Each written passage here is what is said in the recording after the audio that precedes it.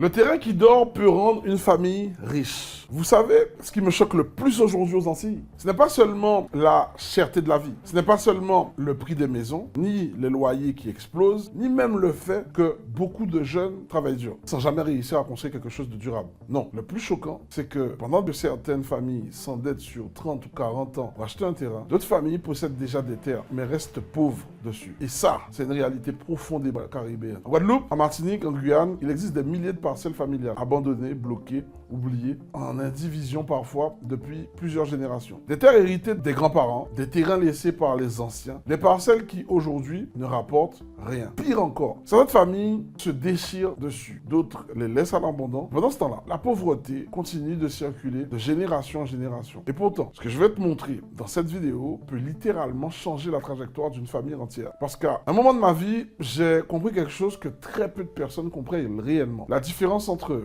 une famille qui reste prisonnière de difficultés et une famille qui construit une richesse durable. Ce n'est pas forcément le salaire, c'est la capacité à transformer un héritage dormant en actif vivant. Et croyez-moi, quand j'ai découvert ça, ma vision de l'argent, de la terre et même de notre histoire antillaise a complètement changé. D'ailleurs, reste bien jusqu'à la fin, parce que je vais vous montrer comment certaines familles perdent des millions sans le savoir, simplement parce qu'elles ne comprennent pas la vraie valeur de leur terre. Pourquoi les personnes qui contrôlent le foncier dans les prochaines années aux Antilles contrôleront une énorme partie de l'économie locale. Ce sujet me touche personnellement. J'ai grandi en Guadeloupe, j'ai vu les difficultés, j'ai vu des familles travailler toute leur vie sans jamais sortir de certaines galères, j'ai vu des héritages se transformer en conflits et j'ai vu aussi comment certaines personnes discrètes ont réussi à bâtir une véritable stabilité financière, simplement parce qu'elles avaient compris des règles que d'autres ignorent. Aujourd'hui, beaucoup pensent encore que le seul chemin, c'est aller à l'école, trouver un travail, avoir un très bon salaire, tenir jusqu'à la retraite. Le problème, c'est qu'un salaire seul crée rarement une liberté durable. Et c'est exactement là que tout commence. Dans quelques minutes, je vais vous raconter l'histoire d'une famille antillaise qui possédait un terrain depuis plus de 40 ans, sans jamais comprendre qu'elle vivait assise sur une mine d'or. Et ce qui s'est passé ensuite va probablement changer votre manière de voir l'héritage familial pour toujours. Mais avant d'aller plus loin, si vous voulez réellement comprendre comment sortir des cycles de difficultés financières aux Antilles, grâce à des stratégies concrètes et adaptées à notre réalité, alors regardez cette vidéo jusqu'au bout. Parce qu'à la fin, je vais vous montrer la solution que très peu de personnes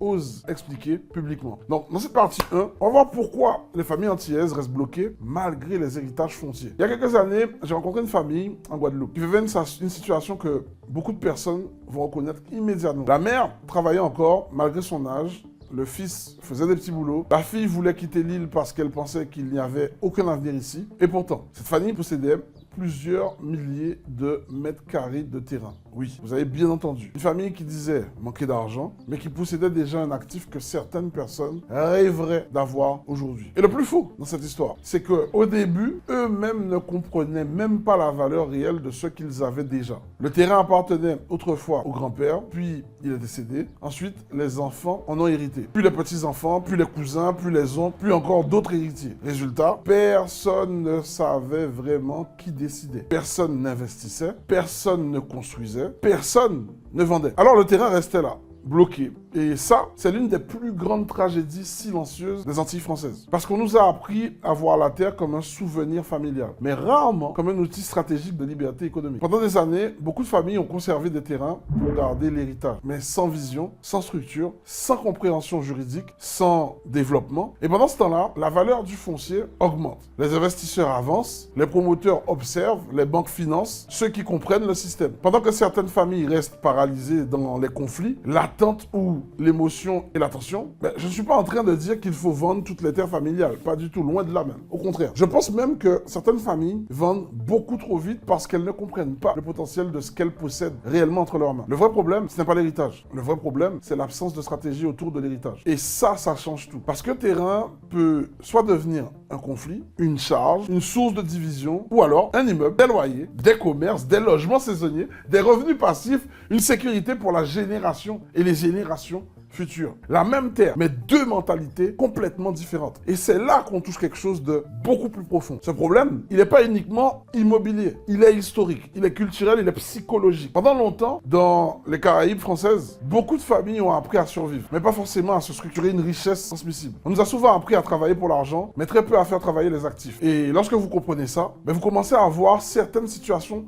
différemment. Par exemple, pourquoi certaines familles restent bloquées pendant 20 ans sur un sujet d'indivision, par exemple? Pourquoi des terrains restent abandonnés alors qu'ils pourraient générer des revenus? Pourquoi certaines personnes héritent mais restent pauvres malgré tout? La réponse va vous surprendre. Et dans la prochaine partie, je vais vous montrer le véritable piège qui détruit énormément de patrimoine familial aux Antilles, sans que les familles ne s'en rendent compte. Mais avant ça, dites-moi en commentaire, est-ce que dans votre famille, vous avez déjà vu un terrain, une maison ou un héritage créer des conflits ou rester bloqué pendant des années? Je lis souvent vos histoires et croyez-moi, beaucoup de personnes se reconnaîtront dans ce que vous allez partager. Parce que ce sujet est beaucoup plus fréquent qu'on l'imagine. Dans cette partie 2, on va voir ensemble le piège invisible qui fait perdre des millions de familles antillaises. Je vais maintenant vous parler d'un piège dont presque personne ne parle publiquement. Et pourtant, ce piège détruit des patrimoines entiers aux Antilles. Silencieusement, lentement, génération après génération. Le plus dangereux, c'est qu'au début, tout paraît normal. La famille garde le terrain, personne ne veut vendre. Tout le monde dit, c'est la terre des anciens, on garde ça pour la famille. Un jour, on fera quelque chose dessus. Mais les années passent, puis les décennies. Et c'est là que le vrai problème commence. Parce qu'un terrain qui n'est pas structuré juridiquement, un terrain qui n'est pas exploité intelligemment, devient souvent un terrain vulnérable, très vulnérable. Et beaucoup de familles ne réalisent pas à quel point elles sont fragiles.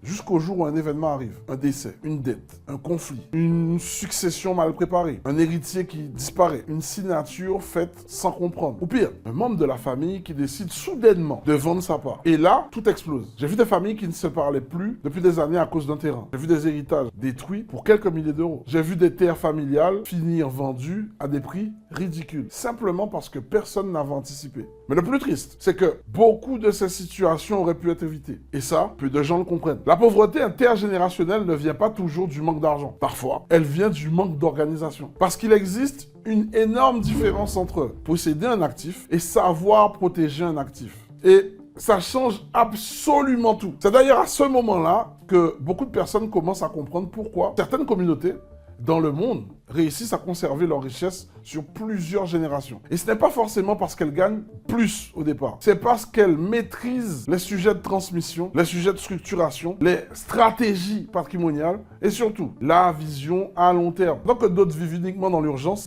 du présent. Et attention à ce que je vais dire maintenant. Le plus grand danger aujourd'hui aux Antilles, ce n'est pas seulement la vie chère. Le plus grand danger, c'est que beaucoup de familles possèdent des actifs incroyables, mais n'ont pas encore appris à les transformer en système économique durable. Et pendant ce temps-là, d'autres personnes qui comprennent le foncier avancent discrètement. Elles rachètent, elles structurent, elles développent, elles construisent, elles créent des revenus pendant que certaines familles continuent simplement à garder. Et croyez-moi, dans les prochaines années, cette différence va devenir énorme parce que le foncier devient de plus en plus rare. Les prix augmentent, les tensions économiques augmentent, le logement devient compliqué et ceux qui possèdent des terrains stratégiques auront un avantage immense. Mais il y a encore une question importante. Comment transformer concrètement une terre familiale bloquée en véritable moteur de richesse, sans trahir l'histoire familiale? C'est exactement ce que je vais vous montrer dans la prochaine partie. Et honnêtement, c'est probablement la partie la plus importante de toute cette vidéo. Parce que je vais vous expliquer la méthode que certaines familles utilisent discrètement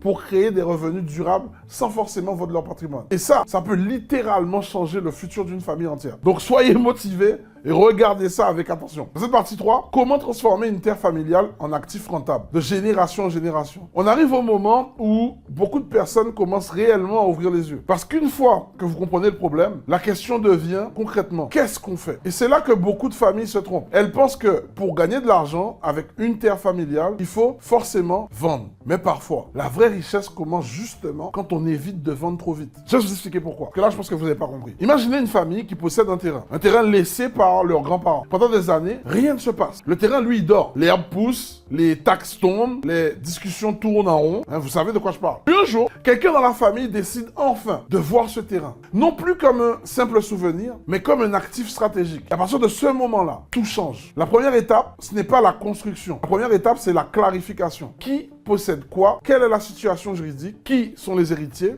Le terrain est-il exploitable, constructible, divisible, valorisable? Parce que tant que les choses restent floues, la richesse, elle va rester bloquée. Et ça, beaucoup de familles ne le réalisent même pas. Ensuite vient l'étape la plus importante, la vision. Et c'est ici que les mentalités font toute la différence. Certaines personnes voient juste un terrain. D'autres voient des logements, des loyers, des commerces, des parkings, des locations saisonnières, des espaces agricoles modernes, des projets touristiques, des bureaux. des résidences familiales intelligemment structurées, la même terre, mais une vision totalement différente. Et vous savez ce qui est vraiment fascinant dans tout ça? Dans beaucoup de cas, la famille n'a même pas besoin d'être riche au départ pour commencer. C'est ça que les gens ne comprennent pas toujours. Parce qu'un actif foncier bien structuré peut devenir une base pour obtenir des financements, attirer des partenaires ou créer un développement progressif petit à petit, étape par étape. Et là, je vais vous dire quelque chose de très important même. La richesse durable se construit rarement dans la précipitation. Elle se construit dans la stratégie. C'est exactement comme l'immobilier. Les personnes qui bâtissent quelque chose de solide ne cherchent pas seulement à gagner vite. Elles cherchent à construire sur le long terme. Et c'est probablement une des plus grandes différences entre une mentalité de survie et une mentalité patrimoniale. Quand j'ai commencé à comprendre cette logique, j'ai réalisé quelque chose de puissant. Beaucoup de familles antillaises sont potentiellement beaucoup plus riches qu'elles ne le pensent. Mais elles regardent leurs actifs avec les yeux du passé, au lieu de les regarder avec les yeux du futur. Et ça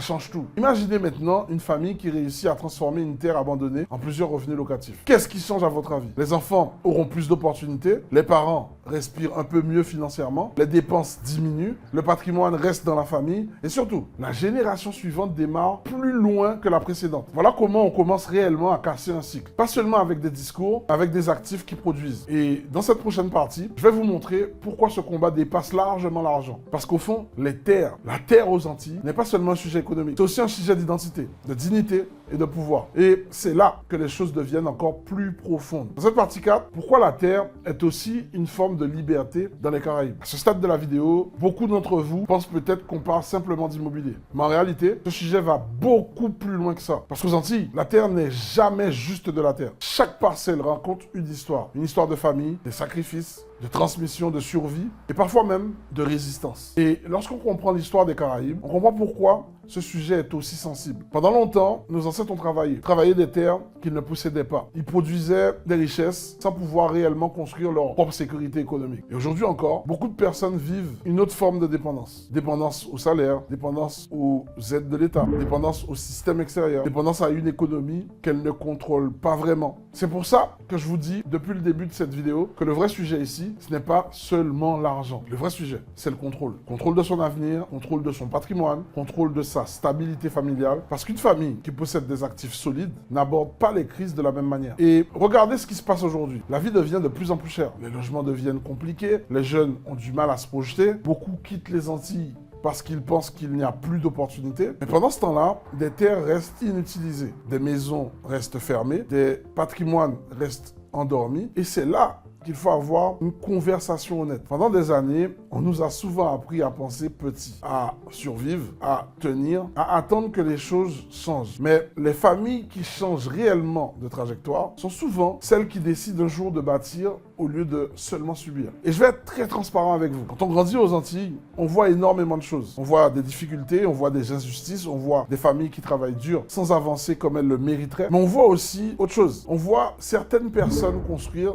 discrètement, acheter intelligemment, préserver des terrains, développer petit à petit, créer des actifs, penser en génération. Et souvent, ce sont ces personnes-là qui finissent par avoir une vraie liberté de mouvement. Pas forcément parce qu'elles montrent une richesse extérieure, mais parce qu'elles ont construit des fondations solides. Et ça, c'est une différence énorme. Parce qu'à partir du moment où une famille possède des actifs qui produisent, elle commence à récupérer du pouvoir sur sa propre vie. Et ça change la manière de penser, de transmettre, d'éduquer les enfants, de voir l'avenir. Mais attention, il existe encore une erreur énorme que beaucoup de familles font lorsqu'elles veulent développer leur propre patrimoine. Une erreur qui détruit parfois des projets entiers avant même qu'ils commencent. Et dans cette prochaine partie, je vais t'expliquer pourquoi certaines familles échouent même lorsqu'elles possèdent des bons terrains. Croyez-moi, ce point-là, il est capital. Parce qu'un patrimoine mal géré peut devenir une bombe à retardement familial. Donc, dans cette partie 5, l'erreur qui détruit les projets familiaux avant même leur réussite. Il y a une chose que beaucoup de personnes découvrent, mais ils le découvrent trop tard. Posséder un terrain, ça suffit pas. Et ça, c'est probablement l'une des vérités les plus importantes de cette vidéo. Parce que j'ai vu des familles avec énormément de potentiel, mais échouer complètement. Non pas parce qu'elles manquaient d'opportunités, mais parce qu'elles manquaient de structure, de communication et surtout de vision commune. Au début,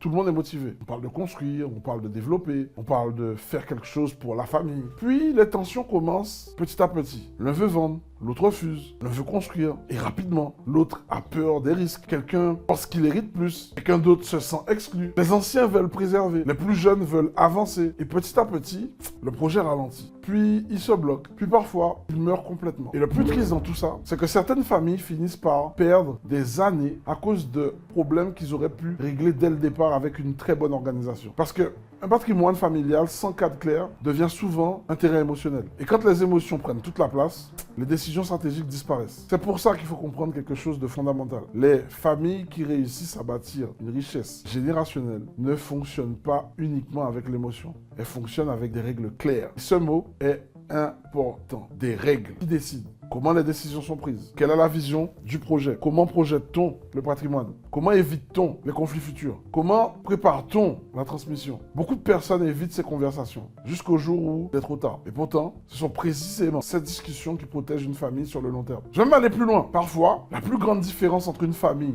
qui conserve sa richesse pendant plusieurs générations et une famille qui perd tout se joue dans la capacité à organiser intelligemment ce qu'elle possède. Pas seulement à posséder, à organiser. Et ça, très peu de gens l'enseignent. On nous apprend à travailler, à économiser un peu, à payer des factures, mais rarement à structurer un patrimoine collectif. Et honnêtement, c'est là que beaucoup de familles antillaises perdent énormément d'énergie. Parce qu'au lieu de transformer leur actif, la transformer en opportunité, ils finissent enfermés dans des conflits, des lenteurs, des incompréhensions ou des blocages administratifs interminables. Mais maintenant, imaginez une autre réalité. Imaginez une famille où les règles sont claires, la vision est claire, les objectifs sont clairs et où chacun comprend que le vrai enjeu dépasse les intérêts individuels immédiats. Là, les choses changent et complètement. Parce qu'à ce moment-là, la terre cesse d'être simplement un héritage du passé. Elle devient une stratégie pour le futur. Et dans la prochaine partie, je vais vous montrer comment certaines familles arrivent à discrètement créer une véritable indépendance économique grâce à cette mentalité patrimoniale. C'est souvent invisible de l'extérieur, mais les résultats, eux, deviennent énormes avec le temps. Donc, dans cette partie 6, comment certaines familles bâtissent discrètement une liberté financière générationnelle. Vous savez, ce qui est intéressant, les familles qui construisent une véritable richesse durable ne sont pas toujours celles qu'on remarque le plus. Souvent, elles avancent discrètement, très discrètement. Elles ne montrent pas forcément une vie spectaculaire sur les réseaux. Elles ne parlent pas beaucoup, mais année après année, elles renforcent leur fondation. Et généralement, tout commence par une décision simple. Arrêter de voir la terre uniquement comme un héritage émotionnel et commencer à la voir comme un outil stratégique de liberté. C'est là que tout bascule. Parce qu'à partir de ce moment-là, chaque décision change. Au lieu de penser uniquement aujourd'hui, on commence à penser à dans 10 ans, 20 ans, 30 ans. On commence à se demander comment créer quelque chose qui survivra à notre génération. Et honnêtement, cette question-là, elle est puissante parce qu'elle transforme complètement la manière de construire. Certaines familles commencent petit, un premier logement, puis un deuxième, ensuite une location saisonnière, puis un local commercial, puis un autre. Et lentement, les revenus commencent à se multiplier. Pas du jour au lendemain, mais progressivement. Et c'est exactement ce que beaucoup de personnes ne comprennent pas. La vraie richesse est souvent silencieuse au début. Elle se construit dans le temps, dans le doute, dans la patience, dans la stratégie, dans les actifs, pas uniquement dans les apparences. Et je vais vous dire quelque chose d'important. Le plus beau dans tout ça, ce n'est pas l'argent. Le plus beau, c'est l'impact sur les générations suivantes. Parce qu'un enfant qui grandit dans une famille, qui possède des actifs, ne voit pas le monde de la même manière. Il grandit avec plus de stabilité, plus de possibilités, plus de sécurité, plus de vision. Et ça change énormément de choses. C'est comme ça qu'on commence réellement à casser certains cycles. Pas seulement avec des discours moyens, mais avec des systèmes solides, avec des patrimoines qui produisent, avec des revenus qui continuent d'exister, même quand les crises arrivent. Et croyez-moi, dans le monde qui arrive, ceux qui posséderont des actifs stratégiques auront un avantage immense, surtout dans les Caraïbes, parce que malgré toutes les difficultés, nos territoires ont une valeur énorme. Et beaucoup de personnes commencent seulement maintenant à le comprendre. La vraie question est donc, est-ce que nous allons laisser cette valeur dormir ou apprendre enfin à la transformer intelligemment? Parce qu'au fond, la terre, ce n'est pas seulement du béton ou des mètres carrés, c'est de la transmission, c'est de la protection, c'est de la dignité, c'est de la vision. Et parfois même, c'est une manière de redonner une direction entière à une famille. Et ça, aucun salaire ne peut vraiment le remplacer. Donc, en conclusion, le vrai héritage n'est pas ce qu'on possède, mais ce qu'on transmet. Si vous retenez une seule chose de cette vidéo, retenez celle-ci. La pauvreté intergénérationnelle ne se combat pas uniquement avec plus de travail. Elle se combat aussi avec de la stratégie, de la transmission, de l'organisation et des actifs capables de produire de la valeur sur le long terme. Pendant longtemps, beaucoup de familles aux Antilles ont survécu. Aujourd'hui, il est peut-être temps de commencer à construire quelque chose qui dépasse une seule génération. Parce qu'au fond, le vrai luxe, c'est pas seulement de gagner de l'argent. Le vrai luxe, c'est de créer une stabilité stabilité qui protège ceux qu'on aime, même lorsqu'on ne sera plus là. Et honnêtement, c'est probablement l'un des combats les plus importants de notre époque dans la Caraïbe. Alors maintenant, j'aimerais vraiment que vous me disiez en commentaire, selon vous, quelle est la plus grande difficulté qui empêche les familles antillaises de transformer leur terrain en véritable richesse générationnelle. Je vais vraiment lire toutes vos réponses et avec attention. Et si ce sujet vous parle profondément, j'ai mis dans la description un lien vers mon challenge immobilier où j'explique plus concrètement comment comprendre, structurer et développer intelligemment les actifs immobiliers dans notre réalité caribéenne. Parce que je suis convaincu d'une chose, les Antilles ont énormément de potentiel. Ce potentiel doit être structuré intelligemment pour devenir une vraie puissance économique, familiale et générationnelle. Prenez soin de vous et surtout, ne regardez plus jamais une terre familiale de la même manière. C'était Will du mouvement Ensemble nous plus forts.